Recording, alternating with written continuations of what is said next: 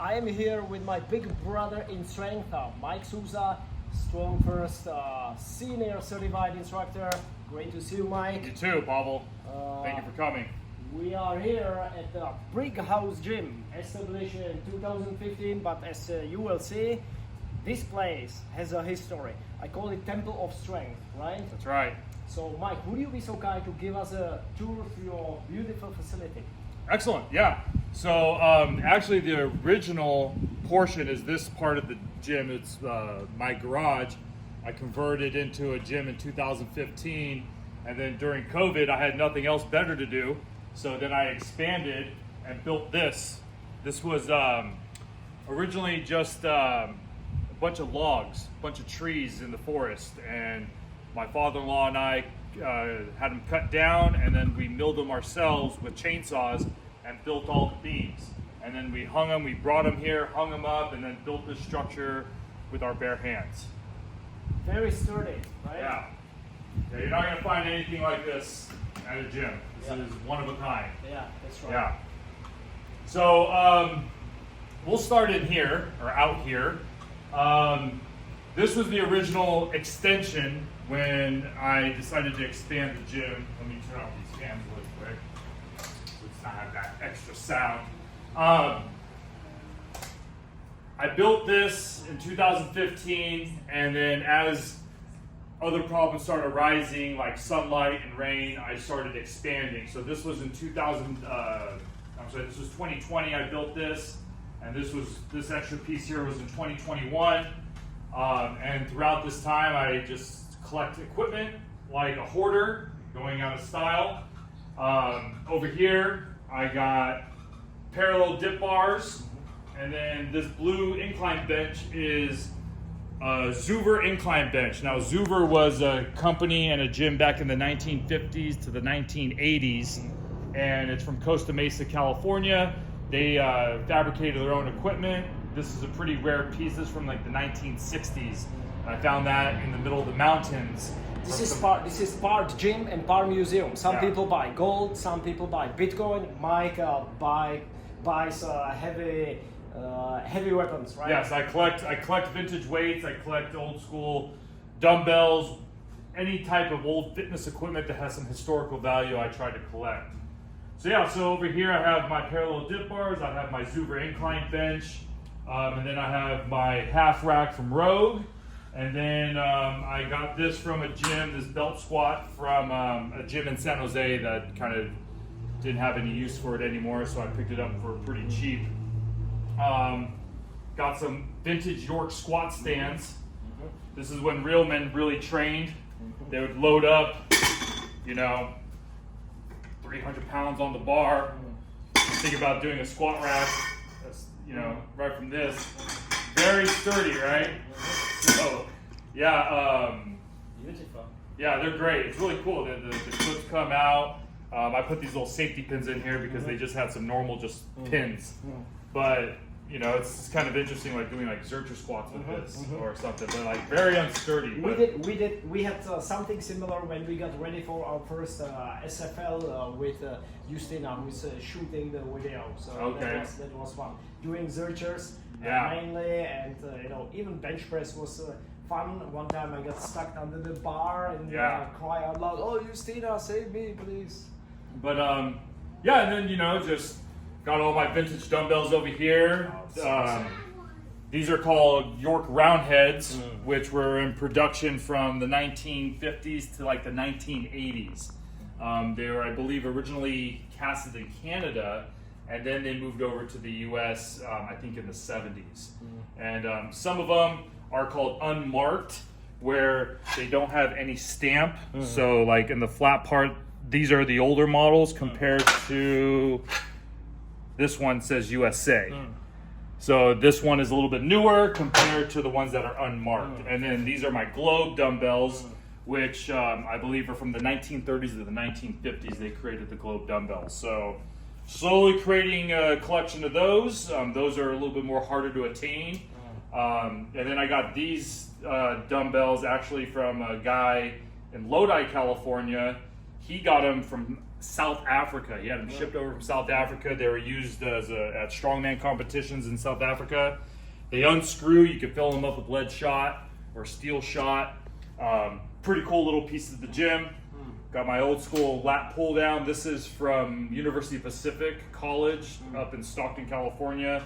It was in their basketball gym weight room, and I got it for like $200. So couldn't beat that deal. It's a steal, right? Yeah. We'll put the good use to the dumbbells. We have entered the dumbbell workshop coming up. So tomorrow we'll do some vintage iron power, overhead swing snatches, cleans, presses, split cleans, the dumbbell chain, something that I'm very fond of, so looking forward to it a lot. I can't wait.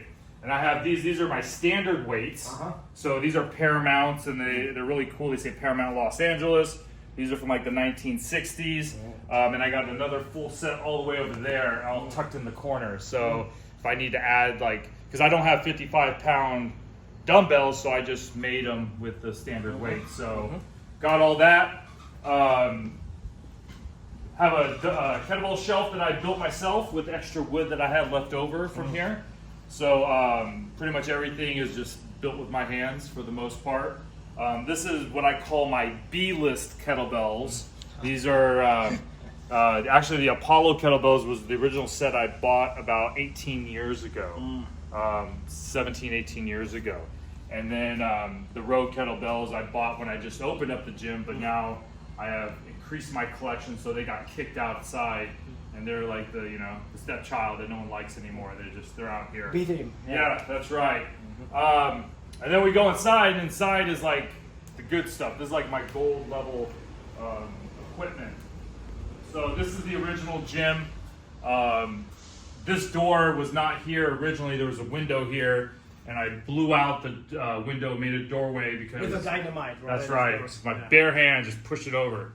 And then I had this gym originally for like 4 or 5 years was just this room, and now it is more of a museum where I have a lot of vintage weights I collect. I guess we could start over here. So here I have family photo. This was taken a couple years ago. And then I have the infamous photo of me being punched in the stomach by Angelica in Italy. And Pavel laughing, and Pavel, right, of course. It looks like a scene from Mortal Kombat. Never seen him laugh or smile so hard in my life. Yeah, he says, finish him. Yes, right? exactly. That's exactly what it is. Mortal Kombat, right. But that actually photo was put in the Strong Endurance, Quick and the Dead book. Yep. And then this picture is from 1890. This is in our Strong First Kettlebell Manual, so I decided to find it online, print it out, and put it up here. It says Russian strongman brothers Medvedevs. Yep. Got Abby Stockton here, lifting with the Milo dumbbells. That we will see later, right? Yep. The Milo dumbbell. So this is a picture I believe taken in the 1940s on Muscle Beach in California. These are stickers from a gym called Zuber's World Famous Gym from the bench, incline bench I got outside. These are original stickers from that gym in the 1960s. And then here, this actually grip machine is from the 1950s. It's called a Mercury Athletic Scale. Use a penny to put it in. You just put a penny in here, and then you squeeze it, and then it gauges up there. I actually this has been in my family since I was like 5 years old.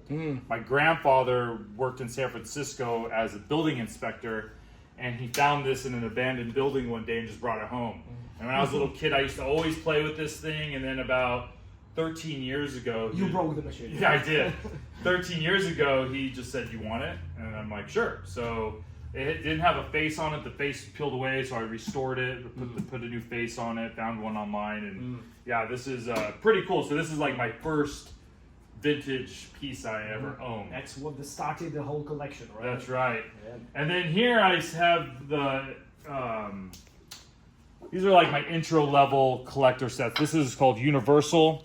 This came out in like the 1970s. This is a full set of Universal plates. I have 2 pairs of 45s with a full set going down to 2.5s. These are American Olympians. This is half of my set. I have like 5 pairs of 45s with this. These are cast in Oakland, California from the 1980s. These are Dan Lurie. These are the change plates for the Dan Lurie weights. Dan Lurie was an American bodybuilder in the 1940s. Very famous. So he had a lot of gyms in New York.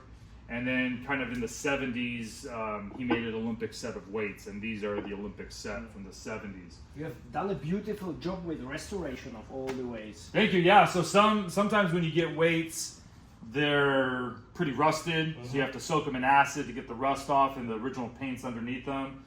Some are painted really thick, so you have to like strip them down to bare steel, and then you repainted them yourself. These universals I actually painted. They're originally gray with white lettering, but I thought I would, add a little pizzazz to them, and spruce them up, and put gold lettering with white, and kind of separate the stuff and paint them black. So I did that. Over here in this is my what I call the knick-knack corner. All my small collectible pieces. I got mobility dumbbells. They're 1.5 pounds, 2 pound dumbbells. Here I got some Milo change plates, some Milo weights from the dumbbell kettlebell. There's a 1 1/4 plate, 20-pound weight. This is a kettlebell that's actually a decanter and shot glass holder. And then I got like miniature kettlebells over here. These are called salesman dumbbells that the salesman from York would give to gyms to be like, hey, buy our dumbbells. So I got a pair of these. I have Eugene Sandow grip. Yep, Sandow grip dumbbells here. These are early 1900s. These are very cool.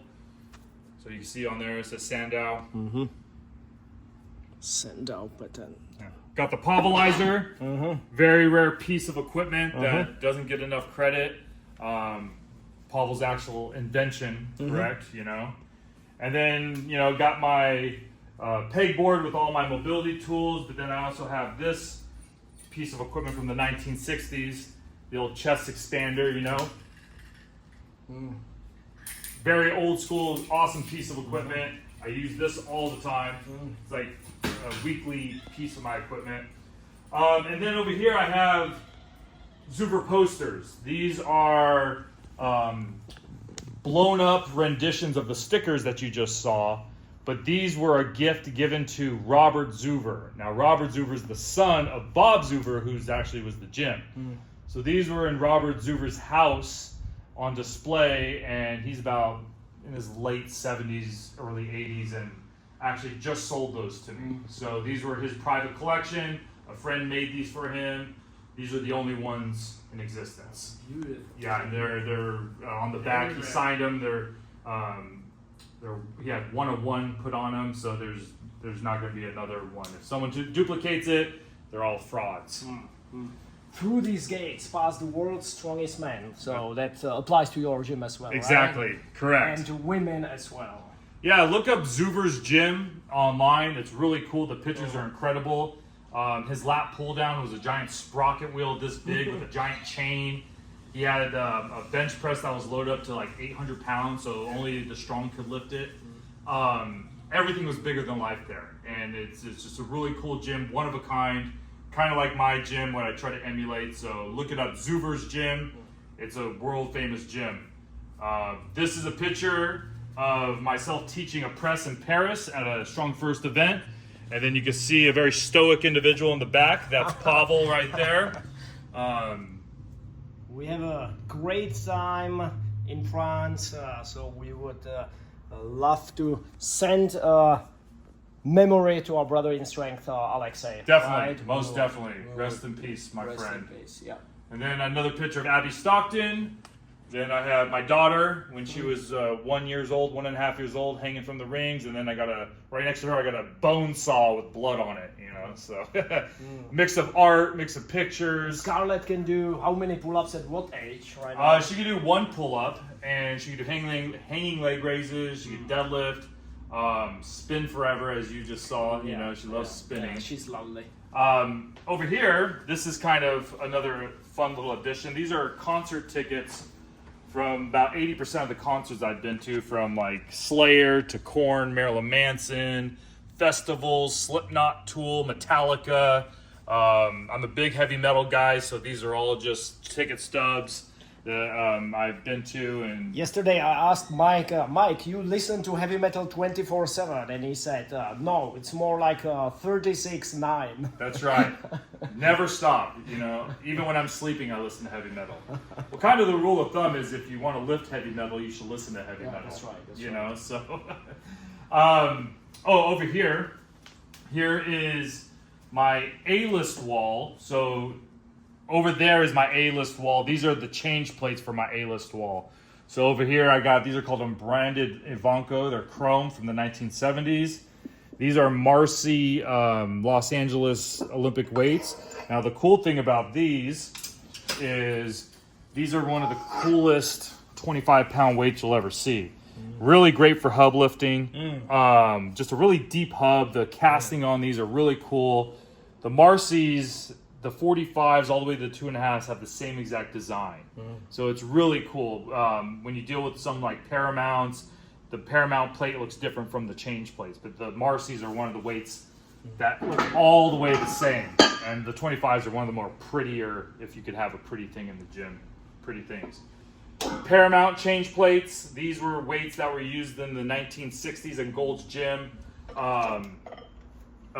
These were used by like Arnold Schwarzenegger. This is the same brand he used at Gold's Gym in Venice Beach. Same thing with the BFCOs down here. These were weights that were used at Muscle Beach in the 1960s. So these are really cool deep dish, old school deep dish weights. Piece of art, right? Yeah. So they knew how to make a good quality equipment, and also, you know, it looks really nice. Definitely. And then here I got some more Paramount. These are 35s. These here are Weeder 35s, first generation from the 1940s. Only known pair in existence. So very cool. Not that they aren't around, it's just no one really knows where they are. So you got to keep finding them, keep hunting. Never stop hunting. Here I got a Thor hammer from Ryan J. Pitts, StrongerGrip.com. It's a cool little tool. You can fill up the head with about 50 pounds of steel shot if you want. Empty is about 15 pounds. But a very cool piece of equipment. He's a fabricator of strength equipment in the US, and that's a cool little piece from him. Over here I got my monster bells.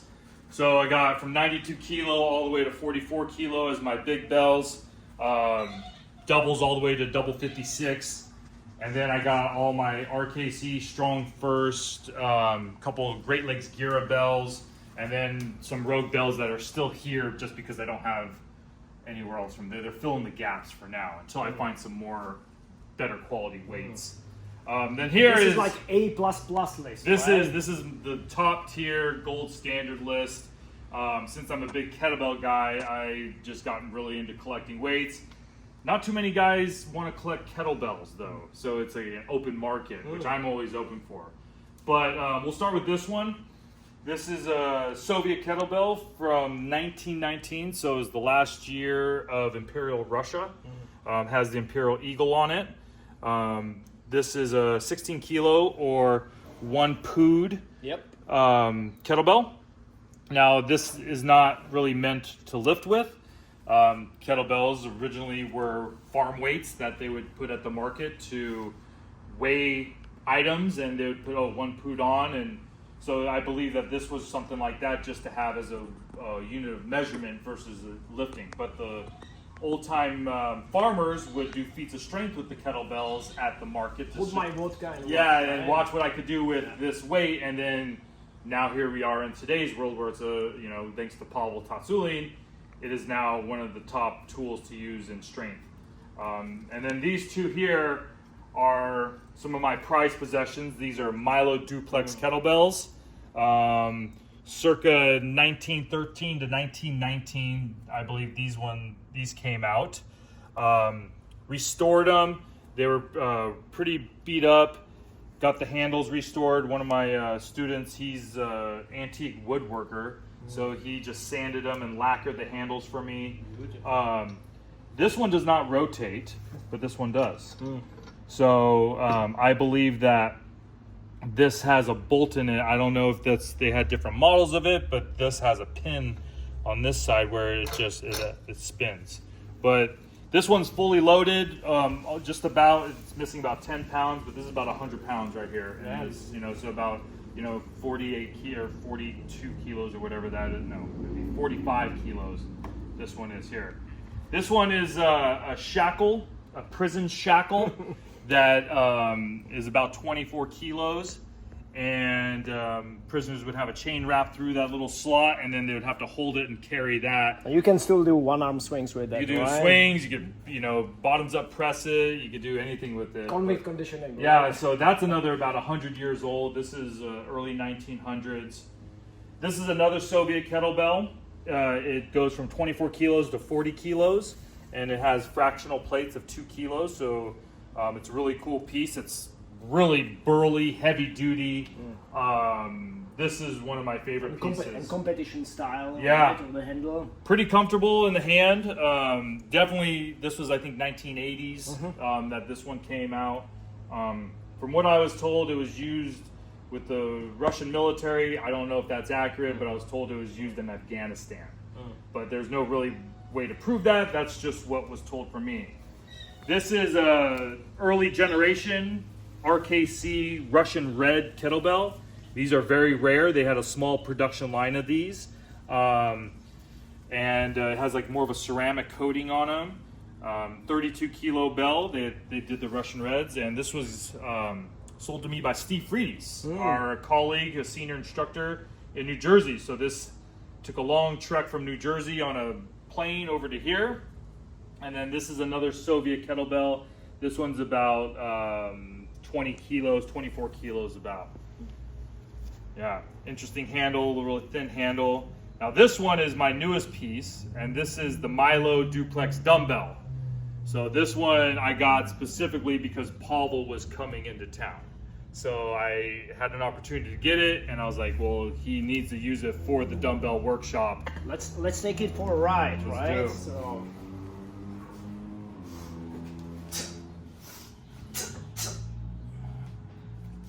Empty, it weighs about 24 kilos. Fully loaded, it could be anywhere from, I'm bad at kilo math with that. So you could do probably, I'm guessing probably like 68 kilos fully loaded. You could probably do it something like that. Beautiful. And the cool thing about the Milo Duplex and later Triplex was that you can actually make a dumbbell of these two. Or you can have a long barbell, long bar, and make barbell and load it like quite heavy, right? Yeah. And the early model, half of the shell was steel shot, and the other half was fractional plate loading. These right here, another Zuber posters.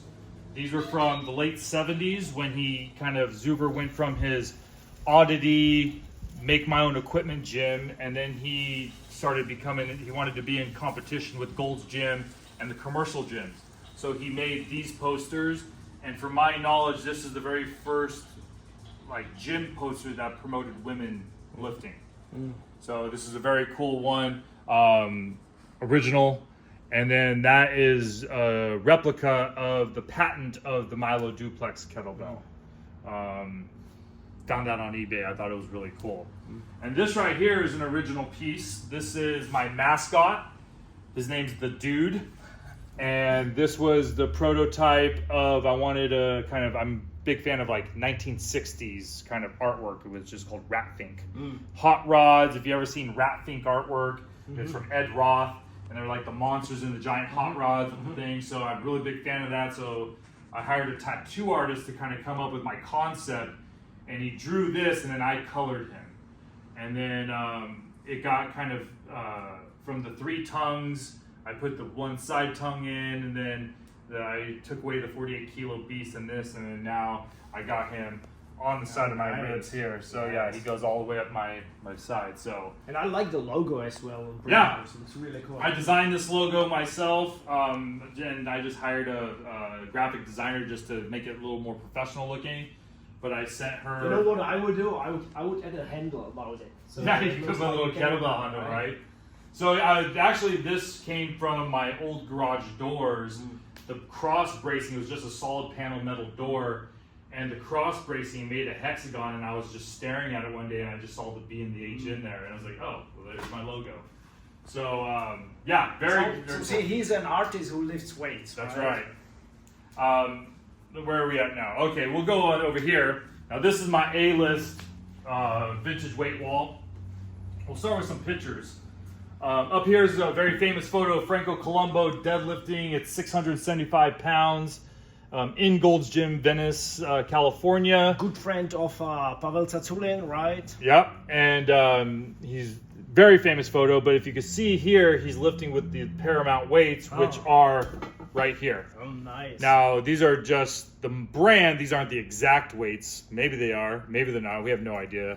But these actually came from... I think these are the exact weights that Franco is using. That's what I like picture, to think. Right? I like to think that. Now, this pair actually came from a gym in San Diego. So it possibly could have been around there because in the 60s and 70s, you know, weights go in and out of gyms, sell them out, and Paramount was a company that was casted in, it was called Bell Foundry Company down in LA. So Bell Foundry casted Paramount, they casted Zoovers, they casted Marcy, and they also casted the BFCOs, Bell Foundry Company. So a steel company down in Los Angeles that casted a lot of weights for a lot of people. These are Schmidt plates from the 1970s, I believe, or 80s. Very cool. I like the plain one of them. Just says Schmidt and 45 pounds. A way you could tell if a weight is older is if they don't have kilogram markings on it. If they just say, you know, unbranded or 45, 45. Now you see these are from the 80s. They actually have 20 kilos. These have 20 kilos here. So these are newer brands compared to the older ones that are unmarked or just marked with the pounds.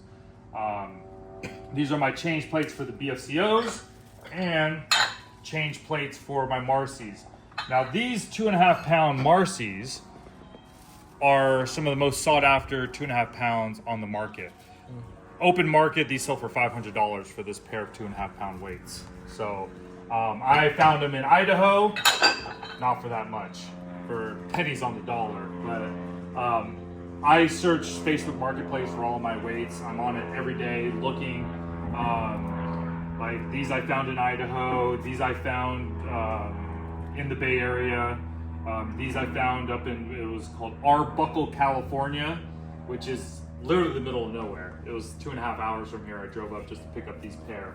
So I always scour the internet. I look in Nebraska, East Coast, try to contact people that will ship them all the time. So I'm always searching for weights. Oh, and here's another good pair right here that I'll show you. These are new, but they're the new vintage. These are called Lee Master weights. Oh, okay. And if you notice, yeah, a couple things about them. Yeah. One where the bar placement is, but look what he's picking up. He's picking actually up a Milo barbell. Yeah, that's right. So it's paying homage to the past, and these are actually very similar to the Zoover Hall of Fame weights that, once again, talking about the Zoover gym. He cast his own weights, and it was a gold guy holding up the weights with he was like sprawled out with his arms. So those are really cool. They came black, and I colored them gold and silver and stuff like that. So it's just a fun little hobby. This is another Schmidt weight that has just an odd logo. It's from they rebranded later to Cisco, but this one has like a broken hub. Hasn't been restored yet, but this is just more for display versus usage. So and last but not least, these are first generation Weeders from the 1940s. These are the rarest weights I probably own. There's only like 5 known pairs known in the US. Not saying there ain't more, but these are the only known pair, or one of the only known pairs. This is the only known pair that is chrome.